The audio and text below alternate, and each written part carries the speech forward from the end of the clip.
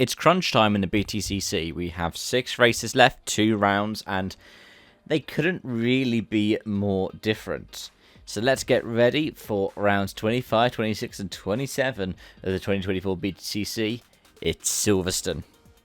And let's start off with the different events we have over the weekend. So supporting, we have the F4s, we have the Porsche Carrera Cup, we have the 30 Motors Mille Challenge Trophy, we have the Porsche Sprint Challenge as well. It's quite a nice bundle. F4 Minis and Porsche Sprint have a first race on the Saturday, whereas the Porsche Cup and the BTCC only have their races on the Sunday.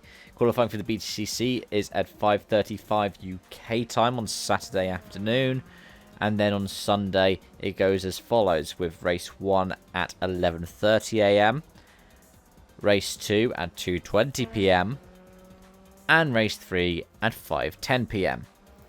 Which means that you'll probably go straight from the F1 into the BTCC, or if it's going to get predictable, you can switch off early, and then you can catch race 3 later on. It's going to be a fun watch. I'm really going to enjoy watching Silverstone, and part of the reason for that is the national circuit, which I will get into in a moment.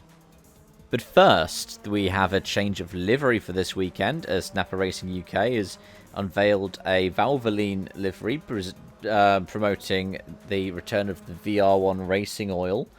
That will be on Sam Osborne and Dan Camish's cars over the course of the weekend, so we'll still have 2 of the more conventional Napa schemes that we've come to adore over the last couple of years, but we'll also have a white Ford livery.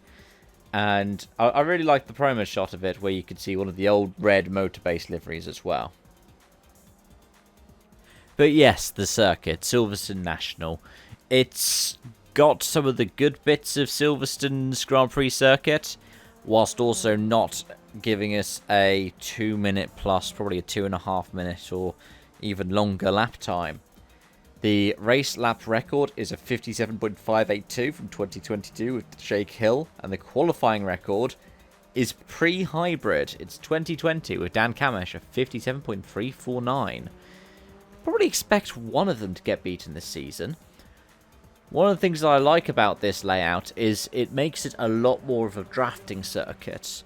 Thruxton is the fastest in terms of average speed in the UK as a circuit, but there's very little in the way of a straight line at Thruxton. I love it. It's my home track, but there's very little in terms of an actual straight line. There's flat out sections instead.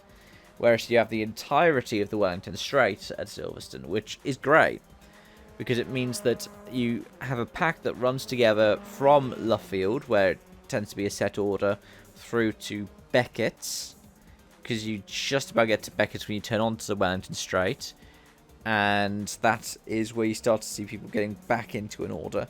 And then you have a slipstream battle down Wellington into Brooklands. And you get the side-by-side through Brooklands and Luffield before going back onto the pit straight again. It's great. I really enjoy it. And it's also quite a neutral track. If you look at last year's results, Jake Hill won in race 1, then it was Ash Sutton in race 2, and then it was Colin Turkington in race 3. Over podium finishes on the weekend included Dan Rowbottom, it also included Aaron Taylor-Smith and Tom Ingram, which is a great sight to see. I mean, I think Andrew Watson even picked up a podium, potentially at that one as well in the first race. It's a great track for that, because it is a bit of an equaliser, thanks to things such as the slipstream. But if you're looking for ones to watch, let's start off when it comes to the driver's standings itself, because Jake Hill is currently leading by 9 points from Tom Ingram, with Ash Sutton a further 11 points back. They, well, unless they have an absolute nightmare where they fail to finish any races, are pretty much locked in for a 3-way title battle at the end of the season. But anywhere down to 6th is still in mathematical contention. The maximum points all you get is around 70 points for the weekend. So, right now, the top 6 are locked in as able to be in a title battle. and they just need to make sure that they don't lose momentum compared to, well, realistically, Jake and Tingram. Because Josh Cook on 262 is currently 54 points out. So it could be that we have a 6-way title battle at Brands Hatch. And you could expect Turkington, who's had some spectacular highs and spectacular lows this season. Dan Camish, who's really come into form in the later part of the season. And Josh Cook, who has had a bit of a season akin to Turkington in a way, to really try and push. But you can also expect to see somebody crowned independent champion at the end of the weekend. Aaron Taylor-Smith currently has a 59-point lead over Mikey Doble. And given that Chris Smiling in third is 152 points out, it is pretty much a 2-horse race between the PMR cars. Likewise, the Jack Sears Trophy is most likely going to go to Mikey Doble. He's on 423, and Sam Osborne, who's in second, is on 330.